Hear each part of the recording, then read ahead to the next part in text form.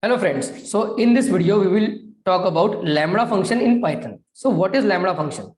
So lambda function is nothing but it reduces the syntax requirement for writing a function. Okay. We have already seen function like a simple function which take positional argument. Then we have seen the function which takes multiple arguments. Okay. Maybe from 0 to n number. Then we have seen function which takes key value argument in the form of key value pair. Then we have seen the function which takes arguments, all type of arguments, positional, then non-keyword argument, then keyword argument. Okay. Now let's talk about lambda function. So I'm sharing my screen. Let's say if you write a function, maybe for 4-5 lines, to take two integers and then return the product and sum of those integers. So I'll write that function first as in a conventional way. Test a comma b, and I'll write return a into b. So it will return a product. Okay. So if I call test and pass two numbers, it will return the product of those two numbers. Now, what I'm trying to tell you, you can do the same in single line. Okay. How? For that, you have to use keyword lambda. Lambda. Okay. Then you will write the number of arguments you want. So here it is a and b. We are just trying to replicate the above function in the lambda format. Okay. And what you are then colon, and then you have to write what you want to return. So I want to return a asterisk b, like a into b. So that's it. Now the function is created. Now you will say how to use that function. So you can assign this lambda function to a particular variable, and that variable will be similar to the name of the function. Okay. So I'll write f1 equal to lambda a comma b colon a into b. So it is exactly replacement for this one. So if I do that, and now here name of the variable is same as the name of the function in our conventional way. So what I'll write f1 of 4,5. Again, it gave me result as a product of the two variables. Now similarly, what if I want to return more than one output? Okay, I can do that. So I'll write f2 equal to lambda a comma b colon a into b, and I want a plus b also as an output, a plus b. So if I want that, so I have written it over here, but it will throw an error because it is not a correct syntax. In lambda function, the syntax is very simple. Lambda, then all the arguments separated by comma, then colon, then whatever you want to return. So unfortunately, it allows you to return only one thing. Okay, like one execution. So we can do that, no issue. I'm just copying this. So here I want to return two output. So what I'll do, I'll enclose those two output in a tuple. Okay. And if I pass f2, if I call f2 now and pass two values 4 and 5, you can see it returned a tuple of two values where the first value is product of those two numbers and the second value is addition of those two numbers. In this way, you can return multiple values. Okay. Now you'll say, okay, now you want to take input as a non-keyword argument, like multiple arguments you want to take. You can do that. I'll write f3 equal to lambda. Then here I'll pass asterisk args. You can write anything at the place instead of args, but it is a standard way to write it. And here I want to return args as it is. Okay. So I'll pass f3 and I'll pass any number of arguments. I can pass any number of arguments, 3, 4, something, some string, then some list, anything I can pass. That is the beauty of non-keyword arguments. Okay. And if I do that, one second, I made some mistake. I think. Okay, I haven't written comma over here. So I got the output as it is. Now, similarly, you can write f4. I'll show you how to take keyword argument. That keyword argument means the argument in the form of key value pair.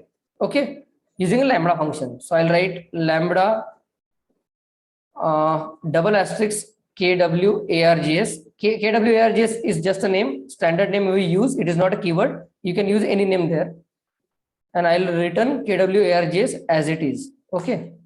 So if I pass a call F4 and pass some variables A equal to 1, then B equal to 2, C equal to 3 in the form of key value pair, you will get output as a dictionary in the form of key value pair. Okay. Now it is all about the syntax for lambda function for different type of arguments. Now I'll show you some use case. So I'll create F5 lambda.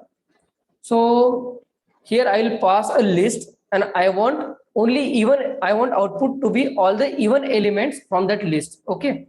So I'm taking list L and the output as even elements from the list using a lambda function.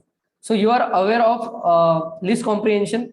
If you are not, please look into that video. You will find a video list comprehensions where we can do all the for loop and for loop with if condition operation in a single line. So that I'll write for I in L, pass all the values of I. If I mod 2 equal to 0, it is the condition for checking whether the value is even or not. And the last step is pass that whole thing in a square bracket because it is a list comprehension. We want output to be a list. Syntax is correct. Now I will call F5 and I'll pass a list into it. So I'll pass a list, some any values I'll pass 0, then anything, right? And if I do that, you can see I got output as all even numbers from that list. Okay. And it is not mandatory to pass only the hard-coded numbers. I'm creating a list L1 and giving some values, right? And I can pass this variable also. So F5, I'm calling F5 and passing L1 into that. So I'm getting all the even numbers from that. Similarly, I can do dictionary. We can do dictionary comprehension. So I'm writing a function F6. Here, I will pass a dictionary as an input and I'll return all the key value pair where the values are even number. Okay. So I'll write F6 equal to lambda and I want input to be KWARGS in the form of key value pair. Okay. Then colon. Now here begins the dictionary comprehension. So for K comma V in KWARGS. KWARGS is a dictionary by default. Dot items. It is a syntax, normal for loop syntax for any dictionary.